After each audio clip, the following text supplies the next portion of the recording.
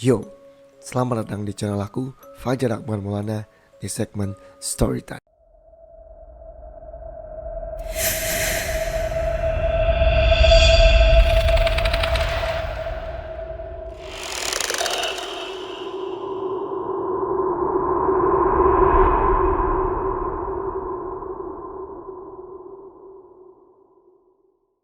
Di video kali ini aku bakal ngebahas tentang urban legend atau kisah mistis yang cukup terkenal di daerah sini, yaitu daerah Kalimantan Selatan, yaitu Anaksima, hantu dari Kalimantan Selatan. Kisah mistis ini berasal dari Kabupaten Banjar, suku Banjar, Kalimantan Selatan yang memang terkenal dengan mistisnya. Konon Anaksima adalah makhluk setengah manusia dan juga makhluk setengah astral. Sosok ini merupakan makhluk jadi-jadian yang sangat suka memakan jantung manusia.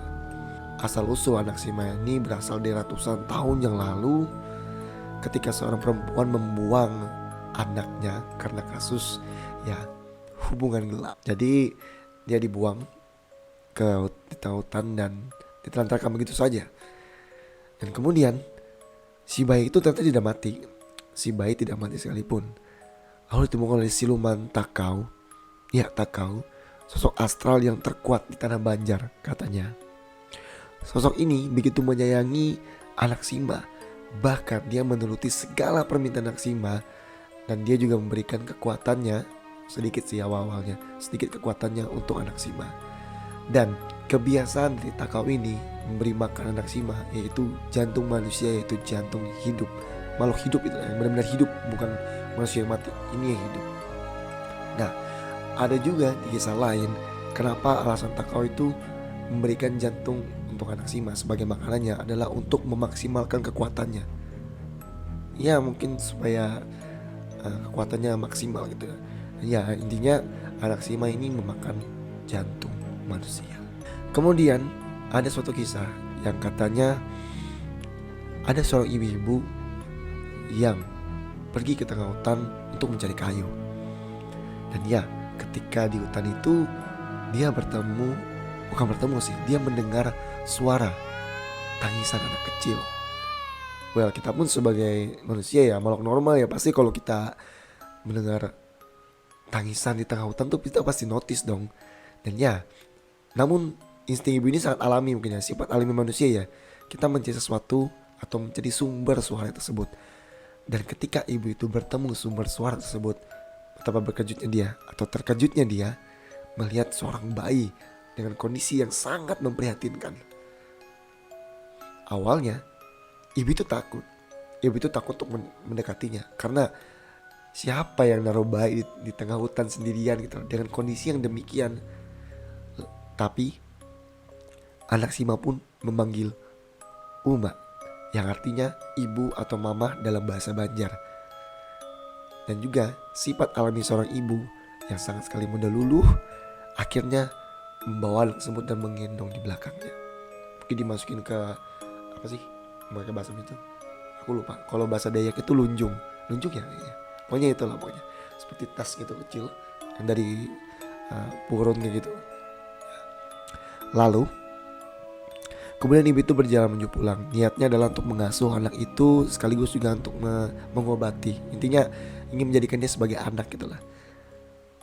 Ternyata dari sepanjang jalan ibu itu merasa belakang dia atau punggung dia itu semakin berat, perih, basah, dan seperti sakit gitu loh. Kayak ngerasa kayak tau kan, lembab gitu, tiba-tiba kok perih gitu ya. Dan ya, ibu itu merasakan itu. Lalu ibu itu memberhentikan langkahnya dan kemudian dia menengok ke belakang. Dan betapa terkejutnya dia melihat anak yang dia gendong tadi memakan dagingnya sedikit demi sedikit. Lalu kemudian mencabut paksa jantung ibu tersebut. Sakit sih. Dan urban legend atau cerita mistis yang beberapa orang sekarang masih percaya, beberapa masyarakat juga masih percaya. Dan konon katanya tangisan Anaksima ini sudah sampai ke sekitaran rumah warga katanya, yang mungkin pinggiran warga gitu ya. Boleh bisa dibayangin kalau kita bertemu dengan Anaksima di tengah hutan gitu loh. Kalau aku sendiri, aku pasti udah go out, langsung keluar aja tuh, gak mungkin berani udah. Karena gak usah pun di tengah hutan gitu ya, kita kalau mendengar suara anak bayi aja di sekitaran kita aja itu masih kayak ngeri-ngeri merinding gitu loh. Dan ya cerita ini juga bisa dibilang cukup mengerikan menurutku, karena buktinya belum jelas, dan juga ini masih dari cerita-cerita dari omongan-omongan aja.